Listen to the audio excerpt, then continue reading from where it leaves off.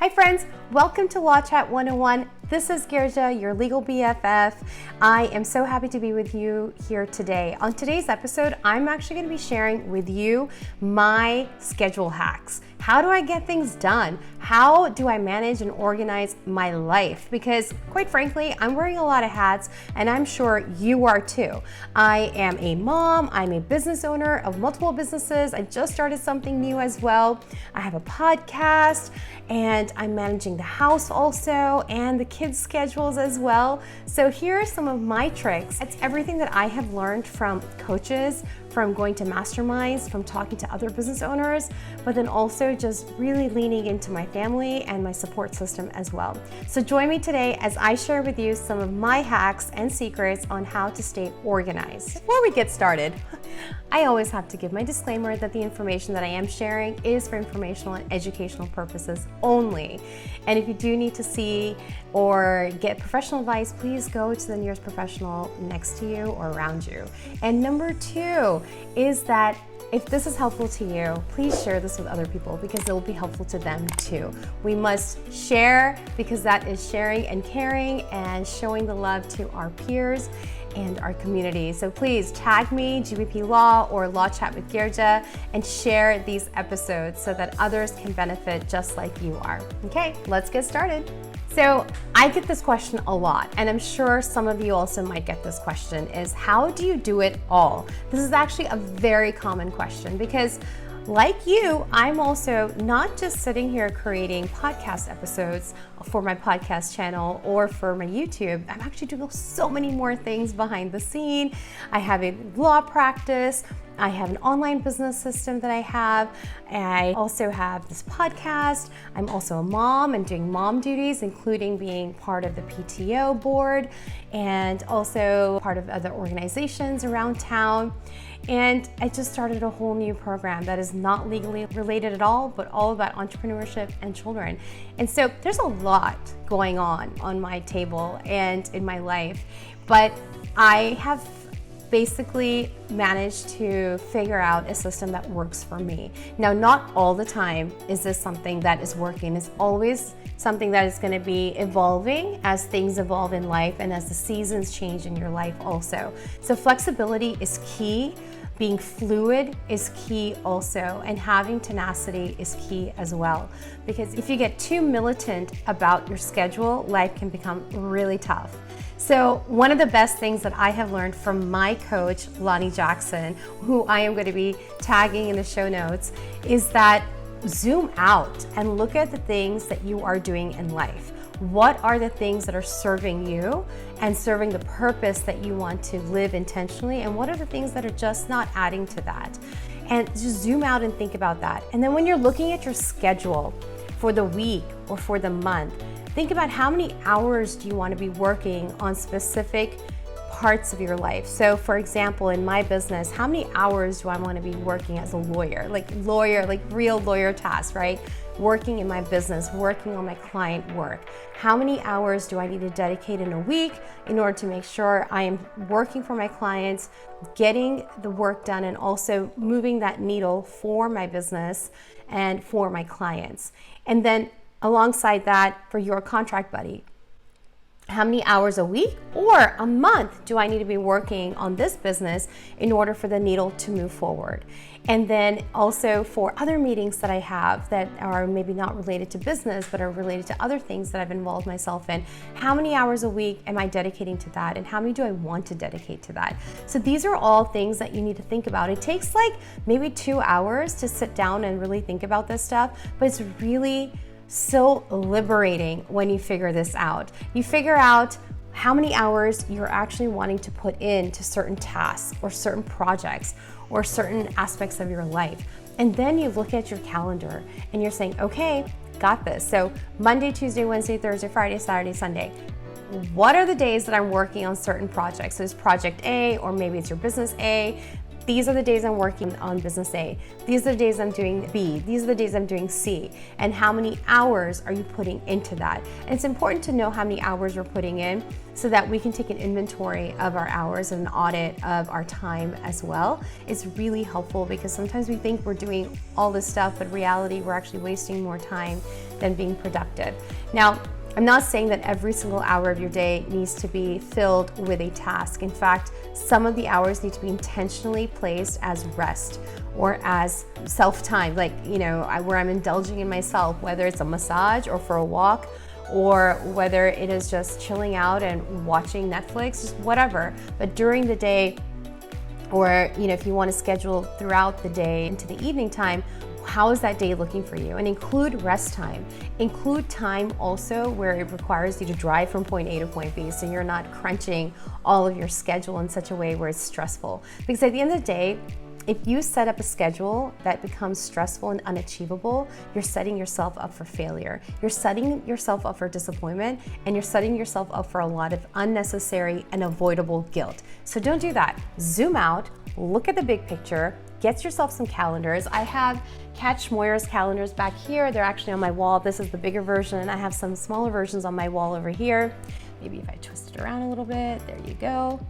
This is a great way to actually zoom out and see the bigger picture, because the bigger picture allows you to also see the projects and the goals that you have, but also how are you working and progressing towards those goals. Number 2 tool that I use is my calendar. I cannot survive without it now. There was a time when I didn't even use the calendar. I didn't even want to look at it. I didn't want to put anything into it. Now it's like, if it's not in there, it's absolutely never happening, because I forget. And I think it's very normal when you're doing so many things to forget. And so it's okay, but it's also okay to organize that schedule of yours into something that can give you reminders, into something that can also help you see the bigger picture as you're moving towards, and also the minute details, because my weekly schedule is very, very packed. And so I want to make sure that I have time to rest also, because my body needs it, my mind needs it, and then I show up better when I get that rest. And it's okay to give yourself that. It took me a while to figure out that it's okay to give myself rest. And if I want to wake up in the morning and not necessarily indulge in my everyday routines that I do have, it's okay too.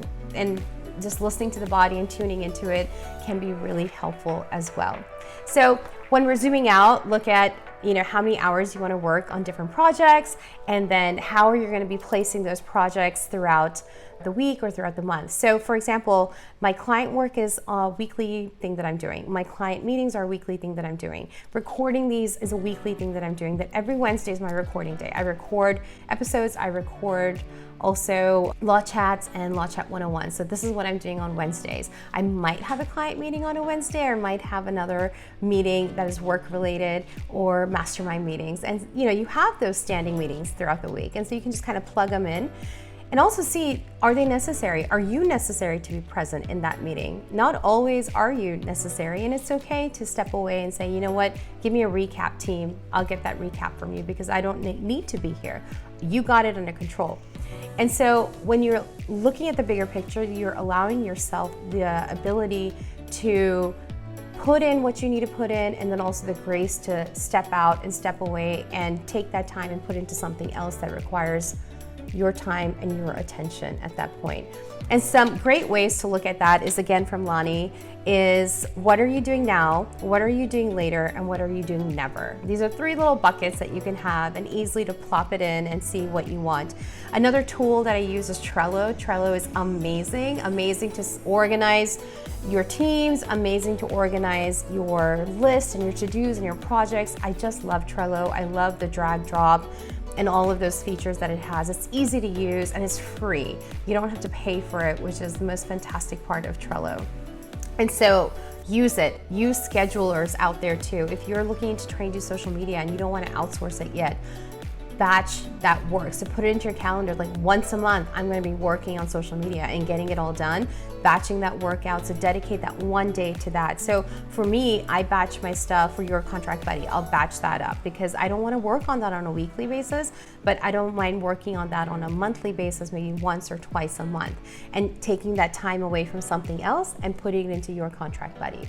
And so looking at it from the zoomed out month is really important, but then you can zoom back into the week and see how are you breaking that week down, because there's certain things that we do weekly, they're happening every single week, and you can't escape it. And so when you put it into your schedule and you see it, it's amazing. Get yourself a really good journal also, or a planner. I love planners. I like written planners. that is just my jam. I love putting the stickers and I love using my highlights. It just adds so much more joy to my life, and so I do that. If you're not a writing planner and you're a digital planner, use that. But use a planner. It's helpful. Even if it's just quickly jotting down 5 things that you want to do during the week. This is how I'm going to be, projecting my week and making the needle move on the bigger picture of life. Do that. Simplify it as much as you can and make it achievable, and make it something where it's also, there's a time frame and bite-sized pieces that are adding to the bigger picture of your life. I'll tell you something, and this is hard for a lot of people, is starting this if you haven't already done it, or organizing in a better way. There's no right or wrong way to do it for yourself. You just have to figure out what's your perfect rhythm for you. What your rhythm is may not be my rhythm, and these are certain tips that I have actually aggregated from not just my coach, but from other mastermind groups that I'm in and from other peers in the industry. And so it's really important to surround yourself with people who are doing better than you, so that you can figure out how they do it, and so you can also align yourself and do good too and do better in your business. And it's okay to do that. It's okay to surround yourself with excellence, and so you can achieve that excellence as well. And I also, when I first started, I didn't do all these things. I used to do it a lot in law school and stuff. And then when I took that break in life, I stopped doing all that because I just didn't need to, I thought. But really, it's actually important to kind of, even if you are working on, just maybe in your mind, you're like, oh, well, I'm not doing that much. I don't need to do it. Or maybe you're just not a planner per se. But if you are wanting to integrate your business and your life and your profession, your personal all together, you need to have some type of planning, whether it's bare minimum or whether it is super detailed. And with that planning, what happens is that there's clarity in your mind, and there's also less confusion on where the tasks are and where you need to be moving in the direction that you need to be going in. And so it is a trial and error. There's no right or wrong answer, but most definitely zooming out and seeing the bigger picture, and then seeing how much time you want to put into the different projects that you have or the different aspects of your business, and then how you're breaking it up throughout the week, in the month, worked like a charm for me. And so I've continued that practice, and it really helps me, especially during the busy seasons, because today I'm in a busy season and I cannot be more grateful for it. I really started implementing this last year. I have been using planners, I have been doing all this, but really zoning in and looking and breaking my week down into how many hours I want to work on certain things, and giving myself some rest time and just really following it. It takes 21 days to make a habit. So follow it, be dedicated to it, be committed to it. And I promise you, you will feel better at the end of the day. So if you do this, comment or DM me, and I'd love to hear your feedback. Again, subscribe if you want to get more of the latest and the greatest coming out of Law Chat, and share with your other friends, because this is super beneficial to you and to everybody else. Because honestly, I can do this stuff because my community is there helping me. My family is there supporting me. And again, one thing I didn't mention earlier is that don't be afraid to outsource. Outsource the things you don't want to do, because those are the things that others can get the work done for you, and you can still be present in the way you want to be present. So if that means outsourcing someone to come in and help manage your home or clean your home, do that. It's worth it. If it's outsourcing and having, your family helping to pick up your children, or to help you throughout the day, even to do groceries or something, whatever, outsource it if it's something that you're okay to do. Because at the end of the day, I love cooking for my family. So that's one thing that I want to do. I want to create those memories, and I enjoy it for my family. But there's other things I just don't want to do, and I don't want to spend my time doing it. So I outsource that work.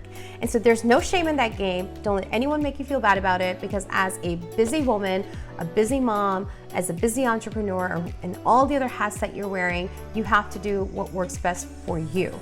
And so I encourage you to take those bold steps that you might be holding yourself back on, that is adding ease to your life and adding value to your life, so that you can show up as your best version every single time. So cheers to you, and good luck, and definitely message me, DM me, leave a comment, share this with others, subscribe, do all that good stuff, and I will catch you next time.